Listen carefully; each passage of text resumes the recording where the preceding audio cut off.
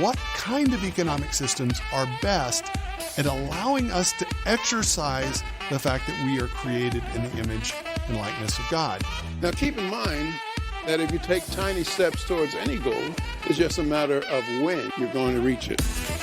Scarcity is the first lesson of economics. Now, the first lesson of politics is to forget the first lesson of economics. If you don't provide real, actual value to people in exchange for the money that you're asking for in return, you will lose over time. We can see the economy as a social web that God has created for people to serve each other with their work. We have the Word of God that provides for us a foundation for knowledge, for truth, for beauty, for goodness, for dignity and value in human beings. We have the Word of God that provides for us things like this. Ready? Thou shalt not steal. Ethics on the legitimacy of wealth and entrepreneurship individually. Secondly, postmillennial eschatology, that is, the kingdom of God expands across the earth before Jesus comes back in final judgment. And the link to get those two together is the idea of the pursuit of self-interest leading to widespread economic growth and social transformation. You trigger people. Why do you think you do that? And how does it manifest? Yeah, I think there's a couple of reasons. One, before people even knew who I was, like 5 minutes after I won my primary, it was the apocalypse on Fox News. Yeah. And why? I think it's because our political system is not designed for people like us. They're not designed for working people to succeed, for young people, for women, for people of color. It's not particularly welcoming. And historically, to have someone like that ascend, especially when I was running against someone who was the antithesis of those things. Yeah. To ascend so rapidly. Right. Yeah. It's upending. But also, I think it's because our entire political system revolves, frankly, around rich men. And rich men are not the center of my universe. Working families are. And that is controversial. Yeah. Welcome back to another episode of Christ in Capital, the show that wants to encourage you to love God, love neighbor, and build something. I'm the host, Dustin Johnson, and again with me today, I have Nathan Johnson. If you want his full bio, please go back and listen to the last episode 18, where we talked about Marxism, the Soviet Union, the kulaks, the philosophical underpinnings of these Marxist, communist economic ideas. It'll be a really good primer for this episode. So, Nathan, thanks for coming on the episode. What do you have to say about this video we just watched? Oh, wow. Well, where to begin? I think I've got some surface level questions, but then kind of some deeper critiques.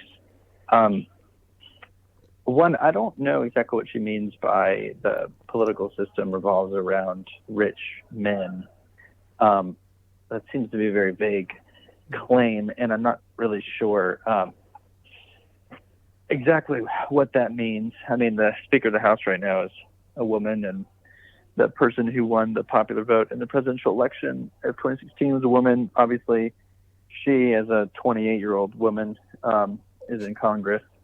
So I'm not quite sure what she means there. But if she just means that it's a fact that historically and up to the present, most of the people in politics are rich men, that's probably true. But that doesn't necessarily, even if that is true, it doesn't mean that her conclusion is correct, that therefore the whole system is trying to keep down women and minorities. And what were the other groups that she listed mentioned them there? all, I think. Yeah. And I think that gets into a larger point, which is this is reflective of, I think, the whole identity politics and intersectionality, intersectional debate that we've been having as a country recently, that identifying people in terms of certain primarily external identities that they hold, and then claiming that the system, whatever that means, is oriented against people who don't fit into the rich white male identity category. Yeah. It's classic, and we'll get into this in a little bit, but it's classic Marxism in the sense that it's the oppressor versus the oppressed dichotomy. Someone has some sort of power or influence, and they are oppressing someone else to gain status or the economic upper hand, or whatever it is. It's that, like what we talked about in the last episode, it's Marx's eternal power struggle. Who has the power? Mm-hmm. Who has the power to, economic, political, whatever, and who doesn't? And when you can identify that, then you can figure out how you need to correct those things. But before we dive into the current political landscape, how did we get here? How did we get from Marx to here? In the last episode, we talked about how Marxism is rearing its ugly head, and it has been throughout history. But how did we get there? How did we get from Marx to here? Yeah. So, so if we say that Marxism kind of became one of the most dominant political and economic philosophies in the 20th century, there were a bunch of experiments in Marxism throughout the world, and they all failed, and a lot of them resulted in the death of millions of people. But that didn't mean that intellectuals became disenchanted with Marxism. Particularly in France, these intellectuals just tried to repackage Marxist ideas in a way that would, on the one hand, be more palatable because it wouldn't seem to necessarily lead to the deaths of millions of people, but on the other hand, would actually extend the claims of Marxism far beyond where Marx focused. So Marx was primarily focused with economics, and he was primarily focused with the power struggle between classes. Okay, it's big, but it's not everything. Right. But what these French philosophers did, particularly Foucault and Derrida, is they basically took this Marxist idea of power dynamics and power struggles between groups, and they turned it into a complete ideology and philosophy of knowledge and life, what we kind of now know as postmodernism. So basically, the postmodernism is really complex, but if you were to boil it down, it rejects grand narratives, it rejects any kind of objective sense making, and it says that there's an infinite amount of interpretations of the world. Actually, each individual has his own interpretation of the world, which in one sense is sort of true, but it extends that and says, okay, therefore, any knowledge claims are basically just the attempt to use knowledge, harness knowledge for the sake of power. So objective knowledge is not a real thing, and objective value is not a real thing. What is a real thing is power. Yeah. And so Foucault particularly wanted to look at how knowledge is used for the sake of power. And Foucault is incredibly influential. It's surprising more people don't talk about him. He's actually the most cited scholar in humanities studies in academia, the most cited. So this guy has had incredible influence over all the humanities.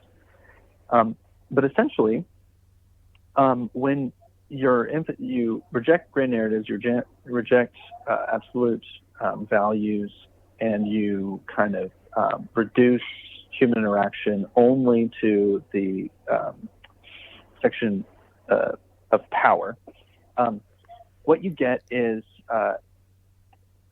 you have to figure out why people do certain things and why do certain people have more power than other people. And so one of the kind of the obvious ways to look is human differences. and or what now it's called identities. And so, that could be race, that could be class, that could be gender, that could be sexual preference, that could be religion, that could be a million different things. And of course, every society prefers certain things over others. Certain things are taboo, certain things aren't. Certain things lead to greater success in a society, certain things don't for various reasons. But basically, what this did, which kind of grew into critical theory, which we can talk about, intersectionality, identity politics, it basically says, let's define the human person based on certain groups, collectives that we can kind of define them by. And then let's basically distill and interpret all of human interaction based on the power struggle between these groups, particularly through the Marxist lens of oppressor, oppressed. Yes, I heard. And just to kind of interject real quick. I heard Jordan Peterson say this, and it really stuck. The intersectionality debate is Marxism, pretty much on steroids, but it's completely insidious, or it's really evil, because people, it's not just upper class versus lower class. You're dissecting people up into these groups, and they can fit within multiple different groups. And so in any situation, one person could be considered the oppressed and then turn around in another situation and be the oppressor. Like, you've got this infinite interplay of, okay, I can be part of the oppressed class here, but I can be part of the oppressor class here. And so in any situation, you can kind of analyze it and say, are you the oppressor? Are you the oppressed? And you can never be like, you're never going to fit specifically only in one class. You're not going to always be the oppressor, but you're also not always going to be the oppressed. And so it's like, you can kind of make people do whatever you want if you can, it seems like a convenient tool to control people. But anyways, I think you're absolutely right, because unfortunately, with the oppressor-oppressed dynamic, you get this two-edged sword, and both edges will cut you pretty bad. So one is that often the emotional energy is negative, not positive. It's anger and hate rather than love. So often the emotional energy is not toward how do we love or help the oppressed, as much as it is how do we destroy or hurt the oppressor. Yeah. Right. And if everyone can fit into at least one category of oppressor, then no one's safe. Everyone, and I think that's what we're finding. Exactly. I think that's what we're finding with radical progressivism is that they're eating their own. Yes. And you can see it everywhere. The funny thing is that these riots are all happening in liberal cities. All these people who are getting fired from major corporations or educational institutions, they're all liberal institutions. Yeah. But it's that you're not safe. Nobody's safe. Right. You can just hear story after story about people in higher education who they're afraid. They're afraid to say certain things, even though they're hyper liberal. Say certain just common sense things in the faculty lounge or in committees, because you say one bad thing, you can be labeled as the bad guy. Yeah. And sacked, So that's one edge of the sword, is that everyone then can be labeled an oppressor and you can be torn down. But then the other edge of the sword is that we have made our greatest heroes those who have suffered the most. Yeah. Which is actually a really bizarre thing if you think about it, because throughout most of history, heroes were people who did great acts of bravery, or who moved society forward, or who did positive things, positive in the sense that actual acts that actually produced important stuff. Yeah. And these people were memorialized. But now we're coming to this odd realization that it's very rare for somebody to have done a lot of really great, important things without also having stepped on some people. Right. It's kind of that awkward thing when you live in a fallen world, the bigger you get, the more stuff you knock over, you know? Yeah. And so we go, oh no, pretty much everywhere we turn, all of our great heroes, the people who used to be great heroes, we also see that they were oppressors in certain ways. So, let's not just tear down statues of Confederate soldiers. There can be an argument for that. But we're also going to be tearing down the statues of Grant and Lincoln and Washington and also Martin Luther King Jr. If he lived in the area of Me Too, he would have been stacked as he stood by it as a woman was raped and as he exploited women repeatedly. And you basically just go down the list. FDR, the hero of the left, he also interned Japanese for years during World War II, and Woodrow Wilson hated black people. And so, you can't find anybody who you can make a hero anymore. So instead, actually, it's the victims who are the heroes. Yes. Now, victims are people that we can feel bad for, and victims, if they're still currently alive, are people who we can fight for. But it doesn't make any sense to make victims into heroes because they haven't done anything. They've just been done to. Yeah. And what makes that so dangerous is then you give power to victims, and victims then know that the moment that they aren't a victim anymore, they've lost all their power. So the system actually is predicated on people needing to be continually victimized, or they're not relevant anymore and they have no power anymore. Yes. And so it's this vicious cycle that perpetuates itself. Which is a critique that I think a lot of conservatives have been throwing at the Democratic Party for a while. I don't want to get conspiratorial or anything, but it's pretty common knowledge, and it's not that hard to see just empirically that life has not gotten better, economically speaking, for most black people in the inner cities, even though all of these cities have been run by liberals for decades. Right. And there's something to that. Yeah, I think when you're talking about the victim, setting up the system that, if you're going to have influence, you need to be the victim. It's getting to the point, the economic point of incentives and rewards. Like you want to think at long term, like what kind of incentives people have to do things, in the world, rather than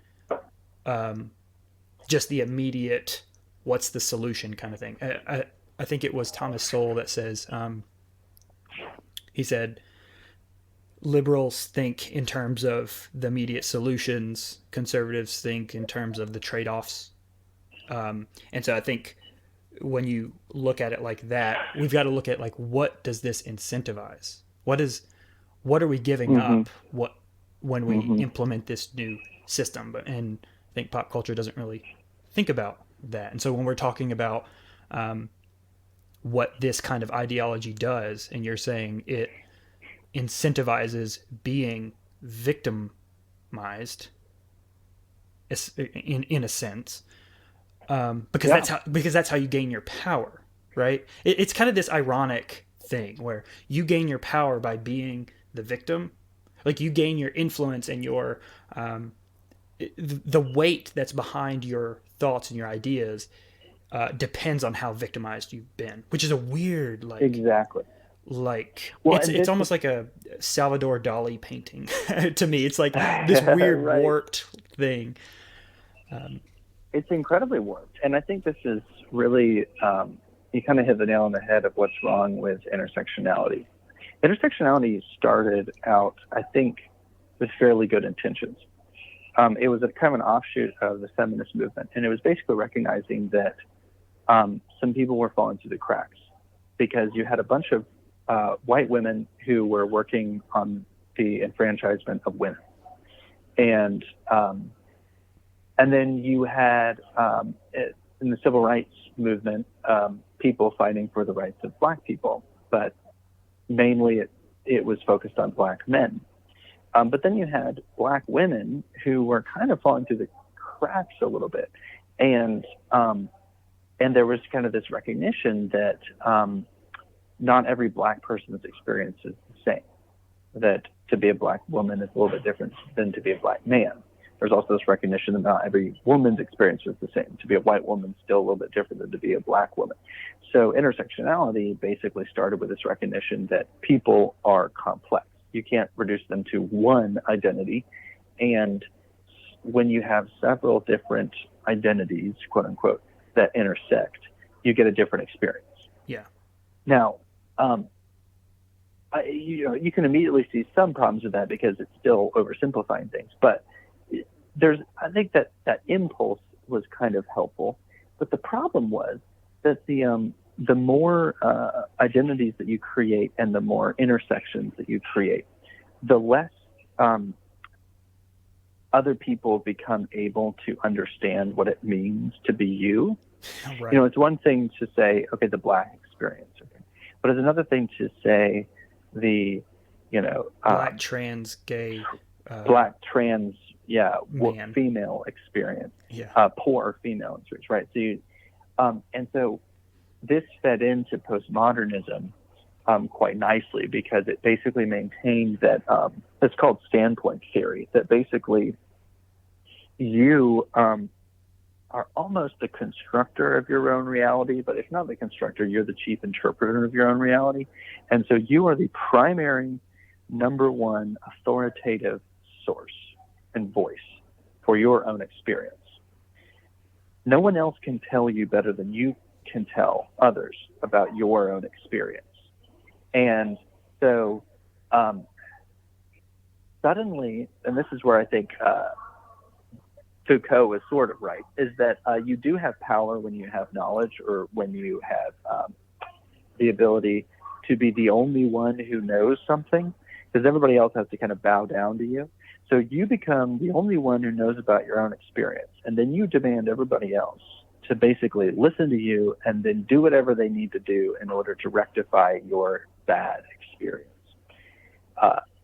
Now that is a bad cocktail when you start talking about larger society. Yeah. And we see this all throughout our current context, even in 2020, with all this stuff happening. And it's very hard to dialogue anymore, because how can you, from your standpoint, say as a white male, a cisgendered evangelical white male, no less, right. How can you have any authoritative or definitive thing to say about another person's experience, particularly, say, a poor black person's experience or something? Right. You have no power. They have all the power. Yeah, exactly. It's like there's this unspoken hierarchy that's set up that basically the more intersections that you fit in and the more oppressed the classes that you fit into, or the intersections that you fit into are, the more your experience is weighed in the grand scheme of influence in our culture. So like we were saying, the black trans poor person is going to have way more influence in society because they fit into all these different historically oppressed groups. And then me as a white evangelical, pretty well off man, I'm not going to have as much say. It's just this, it's like this weird, like, I think the system or the architecture of this whole thought is doomed for failure. Like you're saying, it's going to eat its own eventually, and it is. Mm-hmm. But right now we're dealing with it and we're like, hold on, like we can't do anything. We cannot relate to each other as human beings, in our society, because no one has a common experience. Like no one can have a common experience. Right. And you see this, I think you've seen it, but the Evergreen State College, or I think it's called Evergreen State, with Brett Weinstein. Yeah, Evergreen State College. Yeah. Man, I encourage the audience, go look up Evergreen State, just YouTube Evergreen State, and Mike Nayna, Nayna. Holy moly.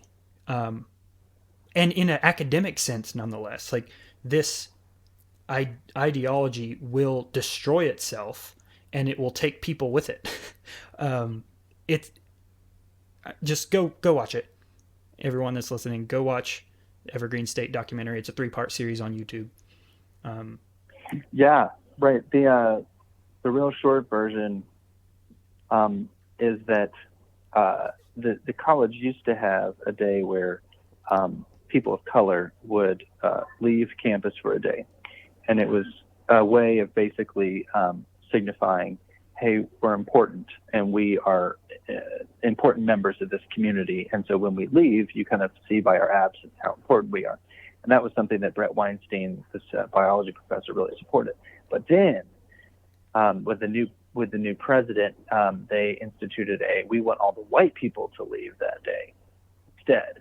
And he said, no, that's racist. And so he got cornered by a bunch of students, and they were not willing to dialogue with his logic because that was oppressive. Yeah. And then they ended up cornering the president, demanding that he be fired. And people ended up getting mobbed and hurt. Police had to be called, and then Weinstein ended up getting fired. And he's a very liberal person, and that's the thing, is a lot of these, like James Damore, who got fired from, was that Apple, for saying that men and women are different. Yeah. And J.K. Rowling today, right, she's being eaten by her fan base. And I have a feeling J.K. Rowling's is going to end up on the intellectual dark web. I do. she might end up being one of those guys. Yeah. But yeah, it's right. That whole scenario is crazy. Mm-hmm. Yeah. So, but one thing I wanted to highlight is the whole how this thing has kind of, I don't know if it's, I wanted to say it's infiltrated academia, but in a sense, I want to say it's coming from academia. They have James Lindsay, Peter Boghossian, and Helen Pluckrose did that experiment where they submitted these fake papers. They did some research and tried to use all of this intersectional language, critical theory language into these papers. And they did one about dog humping, and they did an experiment where they they went in and they said they spent 10,000 hours in a dog park, and they looked at incidents of dog humping and examined the owners and made a connection between how, if the dog was a gay dog, the owner would intervene in the humping, more often than if it was the dog was humping another dog and it was a straight dog relationship. And it's just this bizarre, absurd paper. And their conclusion was we should train men not to rape the same way we do dogs, by putting them on leash or whatever. These absurd conclusions. And it got an award. It got an award. And they were writing from the standpoint of I don't remember what it was. It was I think it was a trans black researcher or something like that. I don't remember. It was someone who fit into a lot of different sections, intersections on the hierarchy. And they did a couple of these. They rewrote Mein Kampf using language, intersectionality language. Right. And it got accepted. so many, it's like crazy. Like, is this coming from academia, or, how should we make sense of that? Like, you see it in the college setting, and I'm sure you might, I mean, you are in kind of the Christian liberal arts setting, but what is your take on that whole thing? These things almost always start in the academy. I mean, you just look at the great thinkers throughout modern Western history, and they were all professors. Hegel, Kant, Marx. For a while, I think he ended up getting exiled, but they're either in the academy or they're intellectuals who are writing these books. And then it kind of starts in the academy and then trickles down and actually kind of hits two directions simultaneously. You've got students who are eating this stuff up and then taking it out into their life. But then you've also got people in political power who ask the question, can this idea help me in my attempt to stay in power? Because we all know that while not all of society can be analyzed just on the lens of power, that politics is power. I mean, that's what politics is about. Yeah. And people who are in the state, they want to maintain their power any way they can. And they'll use any idea to help them maintain power. Most of these people on both sides, Republicans and Democrats, they're not ideologues. They're pragmatists. Yeah. And they're looking at ideas from the academy and seeing if they can use it for their own political gain. And it just turns out that this stuff is pretty powerful stuff when you put it through a political lens. And that's what kind of the progressive side of the Democratic Party has really done with this stuff. Yeah.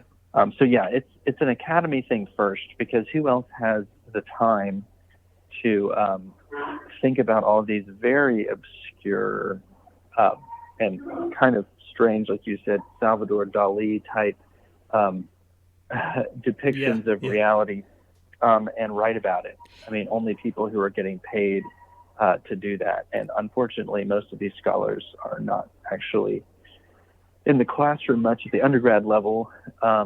They're just writing these weird journal articles and then teaching PhD students who are then going to go on and do the same thing. Yeah, it's a recipe for disaster, because the amount of weight that we put on a college education, which a college education is good, but we've kind of made it like our society looks so highly on the college, the degree. Do you have a degree? That kind of validates you as a someone who has some type of say, right? And so everyone's kind of clamoring for this. Let me just get this degree somehow in the university, and then they go to university and they're being fed this stuff, and then they come out and they're like, well, this is what I learned in university that you said I should be, would make me a complete person, so to speak.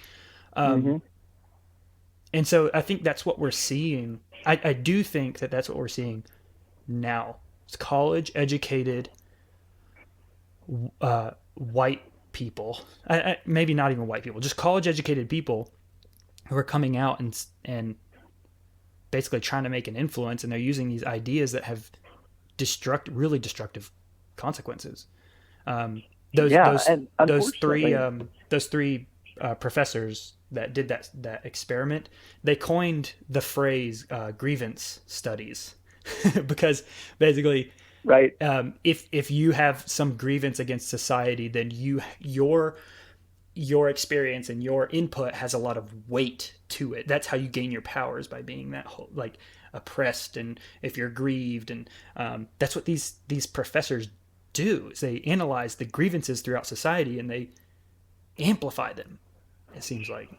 And it's destructive, because what you end up doing is you have to drum up grief when society is, for like when the current social moment is actually really, really good, which it is historically. And this is, I mean, obviously 2020 has been kind of rough with the coronavirus, but I mean, economically, socially, this is the most advanced society in the history of the world. Yep. And there's greater equality now in terms of access of for more people to climb the ladder and to get educated and to make a decent living and not to starve to death. Very few people in the United States starve to death. So, I mean, there's a million different factors that you can look at to prove that things are better than they've ever been in terms of economics and equality. Mm-hmm. Now, not in terms of people's souls. We could get into that later. I think that soul of America is dying. But how does this sort of grievance narrative fit into a place that's so good? Yeah, exactly. It fit easier in Europe because World War II wiped Europe out, and they've really never fully recovered. The U.S., on the other hand, actually, it was partially because World War II wiped Europe out, but we became the dominant power in the world after World War II, and we've been kind of there ever since. Things are really good here. Yeah. And so, and things are pretty equal, not completely, but pretty darn equal. So you've got to kind of drum up false grievance in order to make this work, and that's what we're seeing. So we see, this is what's so bizarre. I know it's dangerous waters talking about current events, but some bad things have happened to people. George Floyd got murdered, for example. Yeah. But there was something really strange about that whole thing. And it hit me pretty soon after what happened. It took a couple days. Yeah. There was this just weird feeling of like, this is really horrible what happened. Like, bad things have happened, but this is really bad, particularly once you watch the video. Yeah. And unlike a lot of these situations that have happened the last couple of years, there's no ambiguity here. Like, it's just bad, right? Yeah. So this would be an opportunity for us to kind of rally as a country and say, here's something no one has to debate. Right. Like, it's bad. Everyone agrees this was a bad thing. And the police officer who did this needs to be tried for murder. Yeah. And those police officers that stood by and did nothing, they also need to be tried as complicit in some way. Okay, we can all agree on this. There's no debate. There's no ambiguity here. And yet, that's actually what sparked the riots. Yeah. The most unambiguous thing. And you go, okay, well, why? Well, it's because there was no ambiguity there. It was a situation that could be exploited more easily than the other situations that were a little bit more ambiguous. And it can be, you just kind of clearly see this happen. The way it gets exploited is it gets universalized. Yeah. We have one incident in a country of 335 million people. We have an incident in Minneapolis, which is horrible. And then it immediately gets universalized, and it says, look, here's an example of what's been happening all around us that we've just been willfully blind to. Mm-hmm. And then people try to bring up statistics. And then it says either you can't trust the statistics or you're just using the statistics to kind of keep your power or keep your right. Yeah, their whole thing is like we as white males are in a system where, we are naturally inclined to keep power. Power always seeks its maintenance. It always seeks to maintain it, and so we're justifying. Through the statistics, we're just using that to justify, keeping power. And I even heard one guy say he was responding to a Candace Owens video. Candace Owens came out with that video afterwards, and she, I don't know if you saw it, but anyways, Candace Owens, she's a conservative black female, and he was responding to her, and he says she was using like statistics, and he says, but you need to talk to people because our experience is different. And so I understand what he's trying to get at there. But the philosophical underpinning of his argument is, here's my experience. You don't understand me because of what I've experienced. Which, sure, I mean, I can to an extent grab onto that, latch onto that and say, okay, yeah, I don't know what it's like to be a black guy. But when you're elevating that as the arbiter of what's actually true, it's like, holy crap, no one has any room to speak about anything, really. Right. And that's what it does is it is by its very nature divisive, right? It says understanding is impossible. Therefore, being united is impossible. So everyone is divided because everyone's different, and the chasm between people is so large, and the differences between groups are so large. It's amazing that 15 years ago, the ideal was you don't see color. And now, that was the kind of the phrase, right? Yeah. We're trying to get to the point in society where color doesn't make a difference, right? We're all the same. Yeah. And now, if you said that, you would be racist. Right. Because it's only when you emphasize the differences that you can kind of perpetuate this narrative. Right. Now,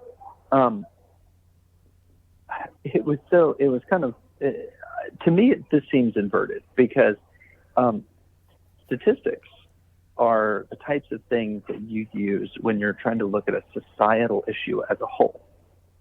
But they're not the sort of things you use when you're having a personal conversation, right? Right. So if my friend comes to me and says, I got pulled over and berated by a cop because I'm black, okay, I don't pull out statistics and say, well, that only happens 2% of the time. It's like, well, it doesn't really matter. Maybe my friend's in that 2%, right? Statistics are not something that you use on an individual level. But the converse is also true, which is you don't use individual personal experience to analyze societal issues. Right. I've never heard it put that way, but yeah, I like that. I've thought about that for a long time. Like people will talk about the systemic issues, quote unquote, and they'll use personal experience to justify it. And I'm like, hold on a second, let's get a common denominator here. Exactly. We need to reclaim the idea of context, right? Yep. And there are certain things that are appropriate kinds of knowledge for certain contexts, but not every kind of knowledge is equally applicable in every context. So personal experience is a kind of knowledge, and it's important, but it's for the context in which it's most applicable is interpersonal relationship, or the law, in terms of, hey, this person did this thing to me, and therefore that person needs to go to jail, right? But when you're dealing with societal issues, systemic issues, like you're talking about, changing the law instead of changing the law, or having pulling down statues, or rioting, or all these sorts of things, defunding the police. Anecdotes are not the kind of knowledge required for that type of social upheaval. Right. That's where you need something a lot deeper and richer and broader and more substantial. Yeah. It's like, go ahead. Oh, I was just going to say, so what we're finding is the goalposts are always changing because the game is always changing. Yeah. And the reason why the game is always changing is because people in power are trying to use individual instances of oppression and injustice in order to prove a narrative that this is happening everywhere at all times, and therefore the system needs to come down and be rebuilt. Yeah. But you wouldn't do it the other way. You wouldn't, like, if someone came up to you and stabbed you in the arm, someone wouldn't come up and say, actually, no, he didn't. look at the statistics, that doesn't happen. Like, Exactly. like you can flip it both ways. Exactly. Yeah. So there's just a grave inconsistency here. And of course, people cherry pick statistics all the time. I mean, statistically speaking, I think it was last year, but the rate of black people killing white people was 5-1. Okay. So another way to put that is 5 times more white people were killed by black people than black people by white people last year, from what I understand. Okay. To me, that's just it's a fact. Okay. But you can't say that, right? Yeah. You can't say that because no one's going to take that statistic and therefore say that black people are oppressing white people in this country. Right. No one would do that. And I don't think they could. I don't think they should. I don't think that's not appropriate. Enough. Right. But nobody has a problem with cherry picking statistics that show inequality the other way. Yes, exactly. And saying, therefore, all of this oppression. And that's not to say that bad stuff doesn't happen, and it's not to say that there aren't things that can be done, but those things that can be done need to be in measured proportion to what's actually happening. Yes. But unfortunately, it's not. It's completely out of proportion. So there are some bad cops doing bad things.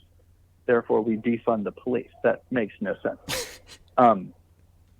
Right? Wouldn't it make more sense to actually, train your cops better, kick cops out who are bad? Often, honestly, if you look at it, I think often these cops who end up doing terrible things, they have a history of doing that, and they were, maybe they were reprimanded. Right. But they weren't fired. They weren't really dealt with. These things could have been dealt with a lot earlier. Mm-hmm. Okay, so there's some actionable stuff that you can do. Change that. Yeah. Absolutely. But don't tear down the whole system. Right.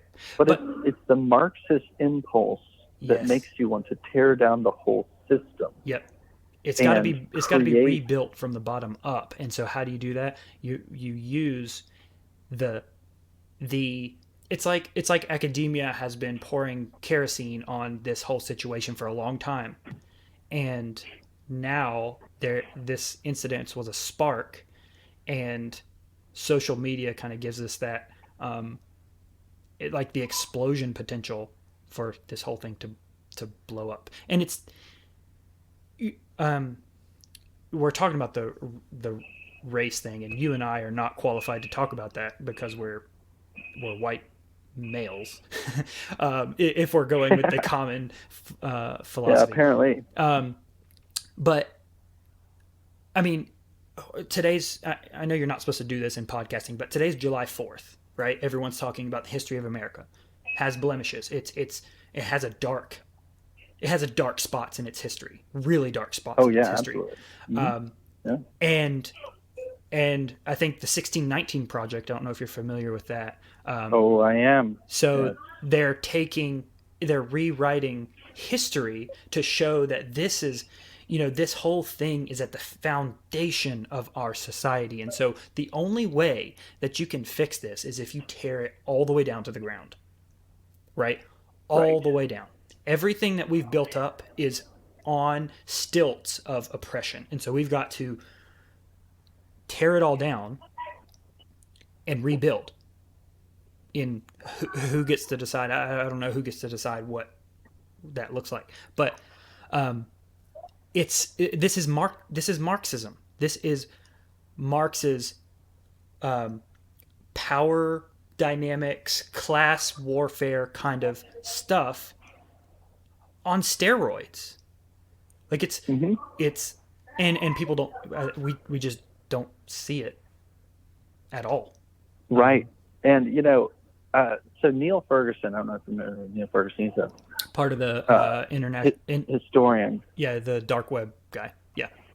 Yeah. Mm-hmm. So he is Irish, but he's an American citizen now. And he kind of has just a refreshing, very clear take on the 1619 Project and what's wrong with it. And basically, he's like, what's wrong with it is that it doesn't understand what history is for. Okay, I mean, you could say that history is for a lot of things, but primarily, when you're telling a history of a nation, you want to talk about what's unique about it. That would make sense, right? Imagine if you were to write a history of China and you were focused on the fact that they had clothes and they ate food. And you're like, well, every society had clothes and ate food. Why am I reading this? Right? You want to know about something that's unique about China. Well, the reality is that slavery was unique, or is not unique at all. Right. I mean, it's kind of been a part of human society forever. And that American slavery wasn't even particularly unique for its time. So that's not really unique. Also, the conquest of America, big bad Christopher Columbus and big bad colonists and stuff like that. That also wasn't unique. It wasn't even unique to America, because before the Western colonists got there, native tribes were killing each other and stealing each other's land. Yeah. Interestingly, the Mount Rushmore is coming under attack because it's on quote unquote stolen land, right? Yeah. Well, the tribe that had the land stolen from it actually drove out a previous tribe in 1775. Yeah. Yep. So to take that land, and all that is to say, it's not to say therefore they deserve to have it taken again. It's just to say that conquest is also not unique to any history. So what the 1619 Project is trying to do is trying to say that America is uniquely built on exploitation, racism, slavery, and that's just not true. Right. What makes America unique is the fact that it was built on, yes, there was racism, yes, there was slavery, but its unique pillars, which are the pillars that actually have lasted throughout its entire history, are things that you don't see anywhere else, which is things that are embodied within the Constitution and the Declaration of Independence. Yeah. Mm-hmm. Right. And when the founders were writing these documents, they realized the contradiction. This is what makes it so fascinating how self-aware they were. Right? They realized the contradiction, and it's a pretty vicious and evil contradiction. Yeah. It's so not to say at all that this justifies slavery. In fact, it's the reverse. They condemned themselves when they were writing the Constitution. Right. But what they maintained was that they were creating a document that they knew would provide an opportunity for slavery to be abolished later. Yeah. Now, do we say, therefore, they're saints and they're the best people in the world? Absolutely not. But that's unique. Yeah. That's unique. Right? And it actually ended up happening. Now, it took longer than it needed to, and we had to have a civil war in order to make it happen, and that's a terrible part of our history. Yeah. But also, if you look at unique things about America, we had a civil war that was about a lot of things, partially about, which section of the U.S. would basically have hegemony over, political hegemony, was essentially the southern states were vying for political hegemony, and the northern states were vying for political hegemony. It all came down to the West and which of the new Western states were going to be slave states or not. So obviously, political power played a big role in the Civil War, but it was also obviously the emancipation of the slaves, or from the northern perspective, the desire to free the slaves, and from the southern perspective, the desire to keep the slaves, that drove the Civil War. So our Civil War was even unique in that it was fought in large part in order to free slaves. Right. I mean, it was an error towards more freedom. I mean, it was like why? I don't think in the history of the world you have wars fought for that noble of a cause, or a cause like that. Right. I mean, these people, the northern troops, and a lot of them were conscripted, of course. So it's complex, but they were fighting for the freedom of these slaves. And that's something that's also worth recognizing. In the midst of the mess, in the midst of the complexity, in the midst of the missed motives and all those sort of things, there's still some really unique things that history is supposed to teach us about that. Yeah. And unfortunately, what the 1619 Project does is it not only says the foundation, and pretty much the only foundation of our society, is slavery and racism and oppression, but it also invalidates every good change toward greater freedom and emancipation and equality. It invalidates it all. And I think it's really interesting. It's really one thing that I've read recently, Frederick Douglass's July 4th speech. What we were talking about a little bit ago is the founders indicting themselves, basically saying, hey, every man is created equal, blah, blah, blah. And they're like, it's a stark contradiction, but they knew that those founding principles would work themselves out, in the long run. And Frederick Douglass has this speech where he's like pointing this out. He's like, you guys are being really contradictory. Like like his whole speech is like, independence for who? For you or for me? But then at the end of his speech, he says, basically, I will celebrate because of what this means. Like, for the sentiment of it, I will celebrate. Which I saw is fascinating. Like, he indicts them, rightly so. But then he says, but think about what this means in history, that all men are created equal, that all men have rights. That is something worth holding on to. Right, exactly. Yeah, man. So as we're talking about all of this, and I want us to, I don't want to just highlight a problem. I want us to give a solution. So as Christians, how do we address all of this that's going on? The Marxism, the racism, the slavery, and all the ideologies that are coming into our society that are kind of marinating us. What do we do? I mean, from a biblical standpoint, what do we do? How do we address this? What are your thoughts as it relates to how the gospel applies, how God's word applies to us? And I know that's such a broad brush, but if you had, let's go ahead. Let's sit in this for a bit and explore some things, because I don't want to give a trite answer. Okay. But some immediate thoughts that I have is that we need a way to kind of sort this stuff out in a way that makes sense biblically. And it's not that easy to do. And I've seen Christians try to do it in very simplistic terms. And they say, okay, there is suffering in the world. There is oppression in the world and injustice. Intersectionality, identity politics, critical theory, it's all kind of highlighting this. There are a bunch of Bible verses that talk about how we need to stand up against the oppressor and against injustice. Yeah. Therefore, I'm going to join them. Yeah, and exactly. Even though they're not Christians, I am a Christian. I can still basically do the same thing and say the same thing. And that doesn't sit with me as being right. Yeah, me too. But it makes sense, like what you're saying. I've been thinking about this too. The intersectionality, critical theory, identity politics, wokeness is a religion in a sense, because it has all the trappings of religion. And it sounds, from a biblical standpoint, a lot of it sounds really good. Like it sounds, we're supposed to stand up to the oppressed. We're supposed to care for those who are being trampled underfoot. That's a Christian message. But then it leaves a bad taste in your mouth because the foundations, it seems, are different. Like, right.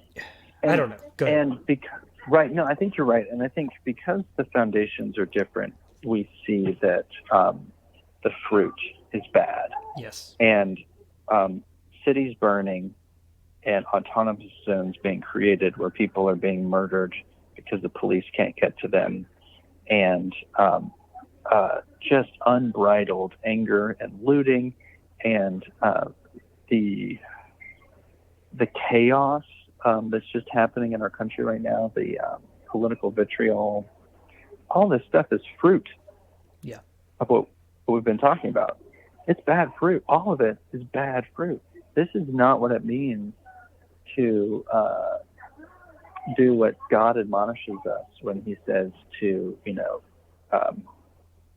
do mercy and love justice and walk humbly and let the oppressed go free. Like, this is not what he's looking for. So you got to judge it by its fruit. You say, okay, that fruit's not good. So, but it doesn't mean that we ignore the issues.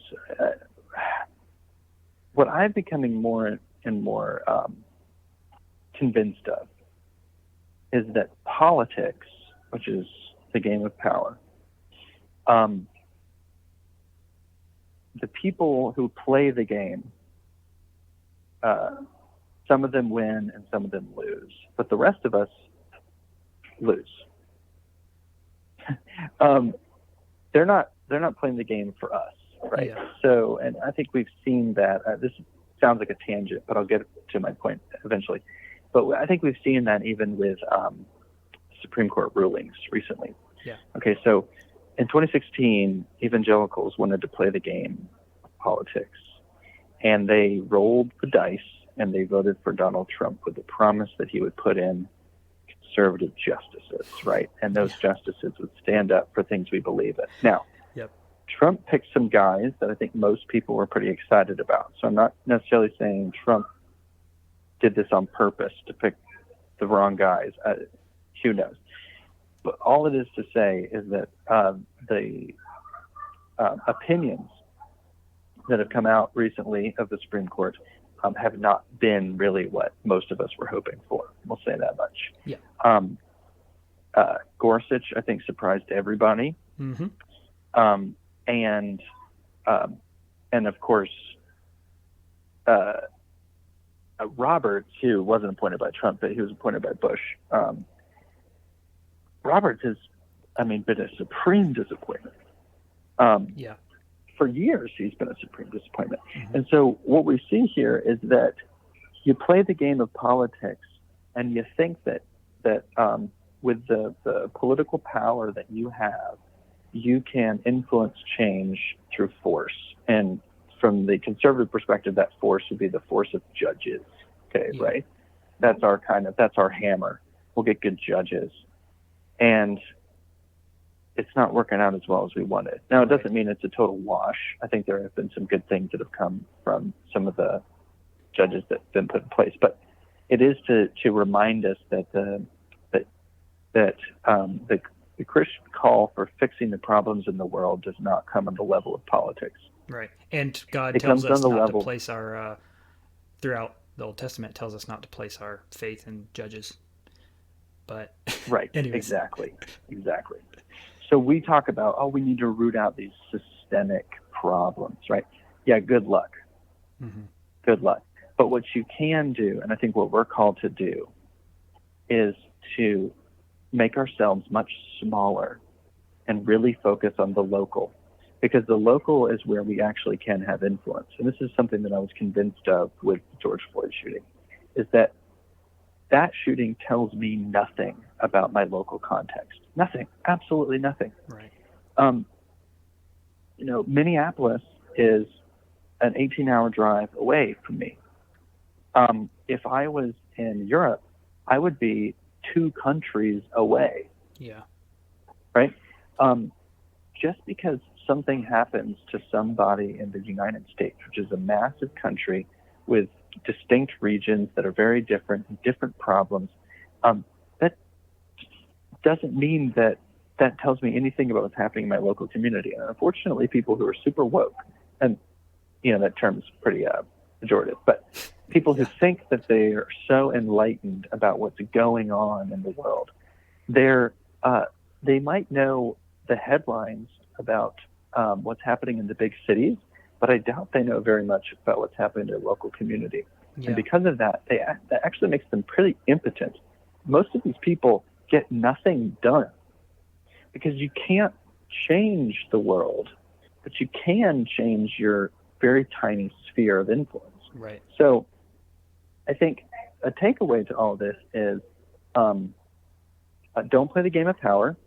Don't buy into ideologies of power, but don't ignore the bad things that are going on.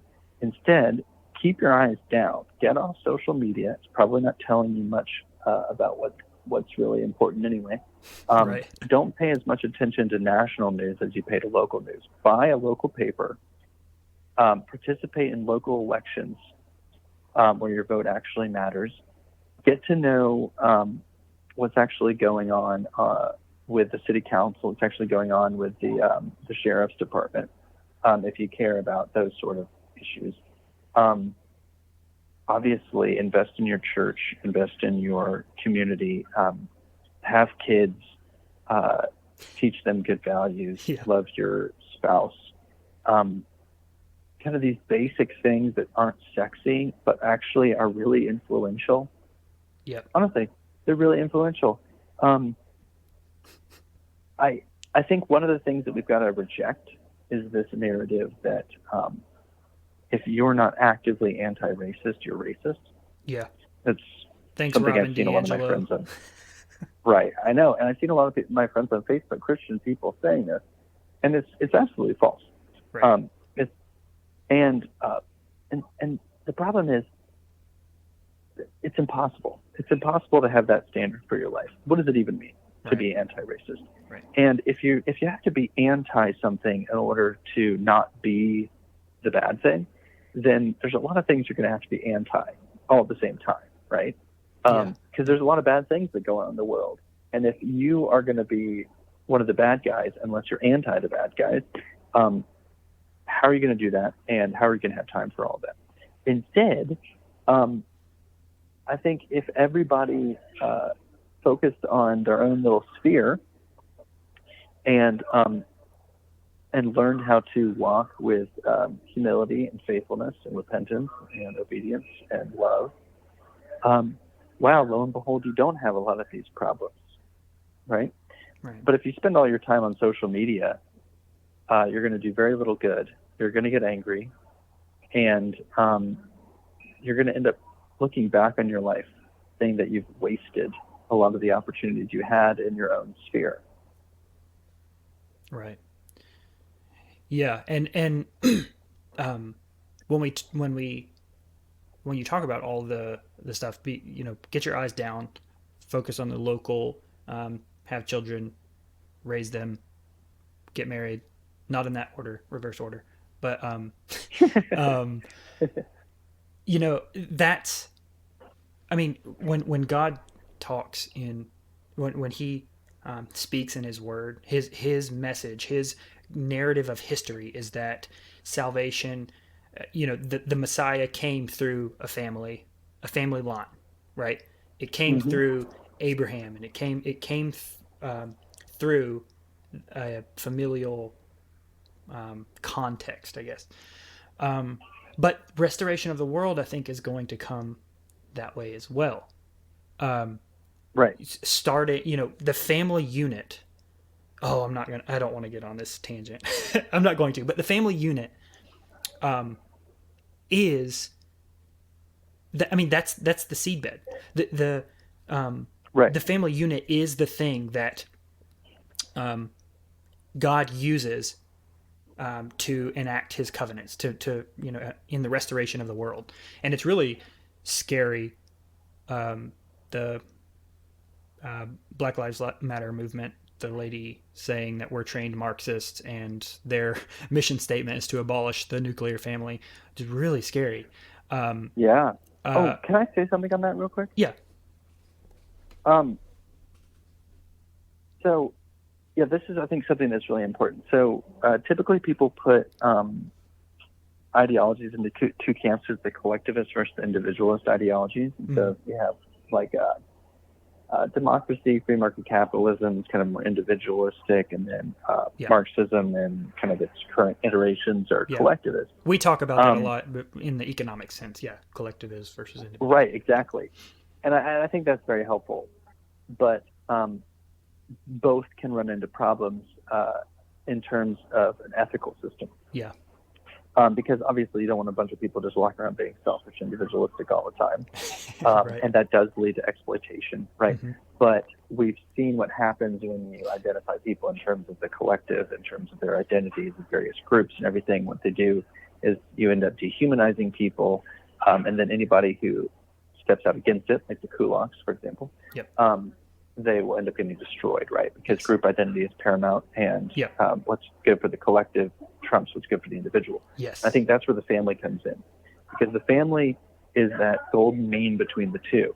It is, in one sense, an individual unit, the family unit. We even talk about it that way, right?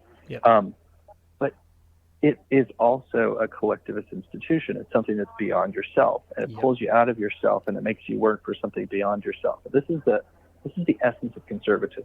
I know we should probably just have a whole podcast on this, but this is why I don't like libertarianism, but I do like conservatism. Okay. Because libertarianism overemphasizes the individual. That's why I hate Ayn Rand. Okay.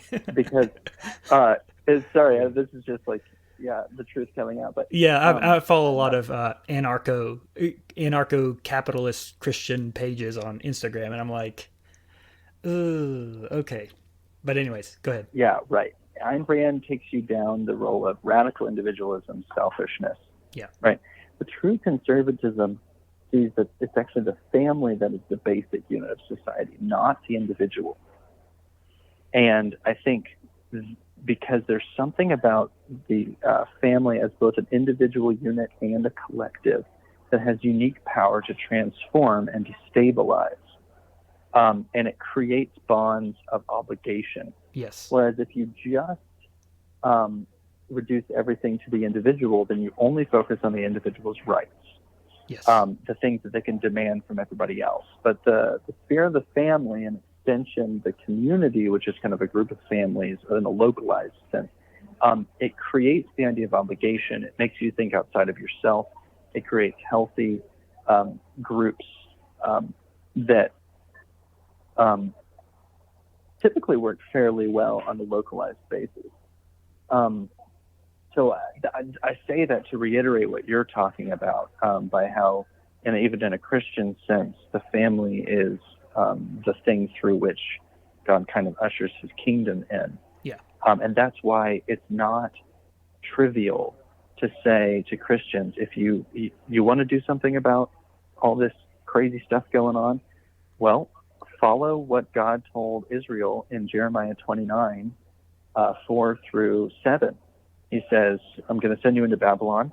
I want you to start families. I want you to get married. I want you to plant gardens. I want you to have kids. I want you to work. I want you to seek the peace and prosperity of the city in which I placed you.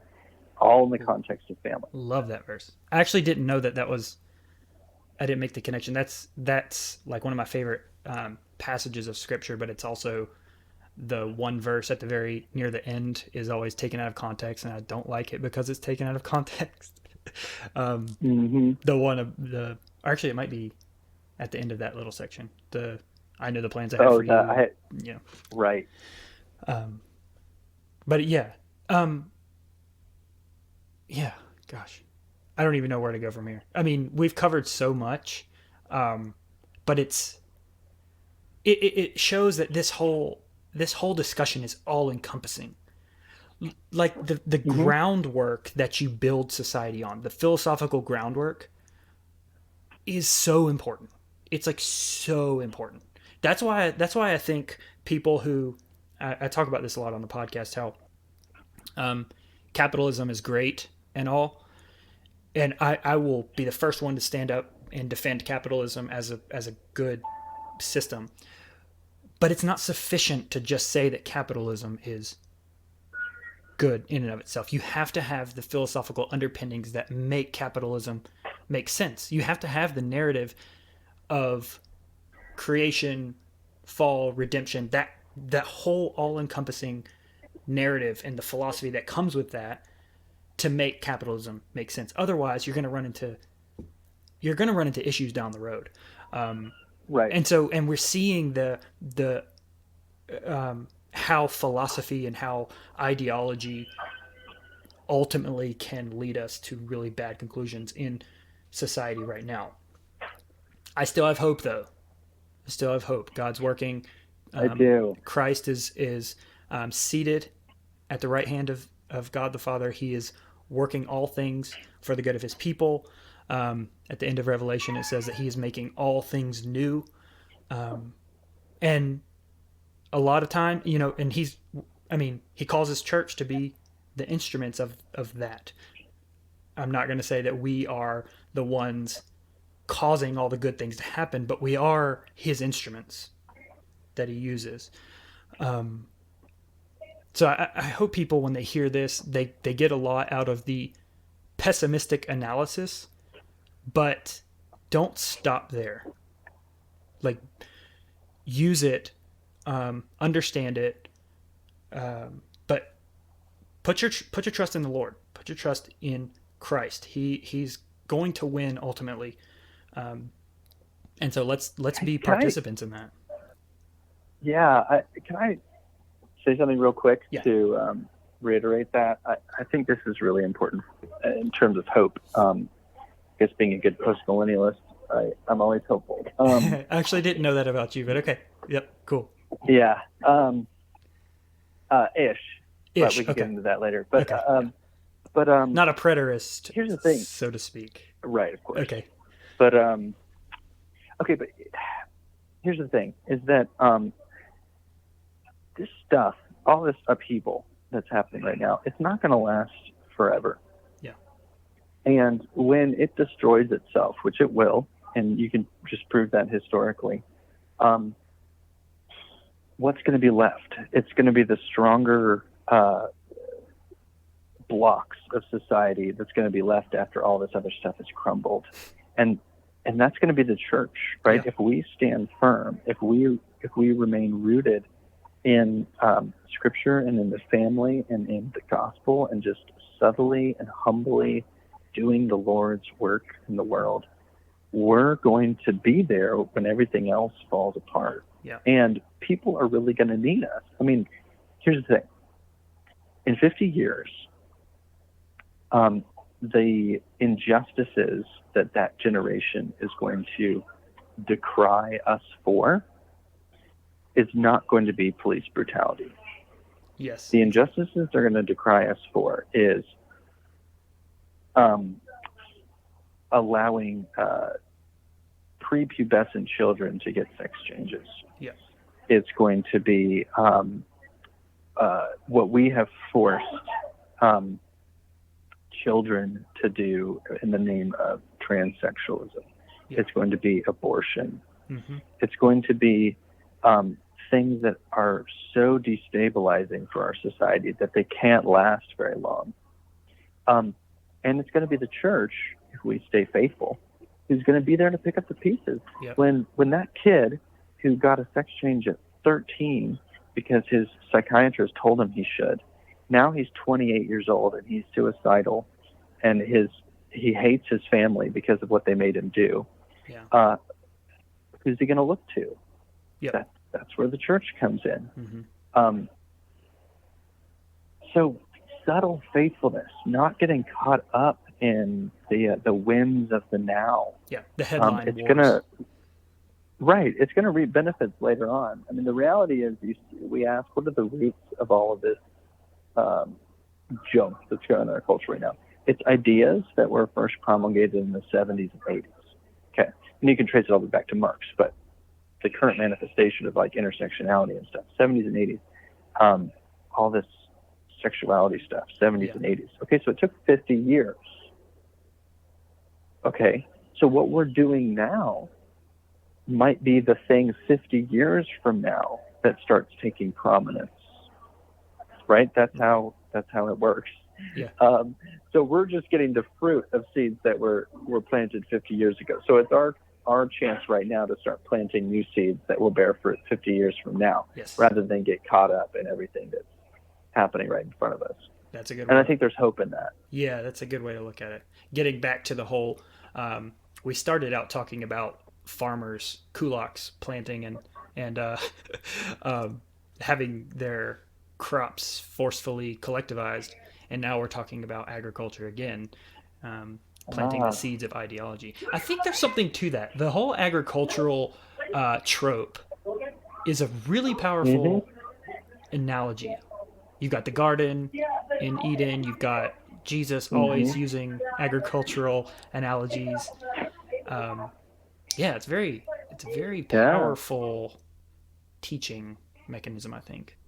Yeah, and I think we'll just say one more thing about Christians and how they should respond to intersectionality and things like that. I think that we need to fundamentally commit ourselves to the truth, and that be kind of our guiding light, which is actually easier said than done. But Christ says that the truth will set you free, and primarily that means the truth of the gospel, who God is and what Christ came to do, but it also applies to all truth in the world. And we as Christians need to be able to get ourselves out of the kind of dichotomous thinking that we find in society and just commit ourselves to the truth, even if that's unpopular.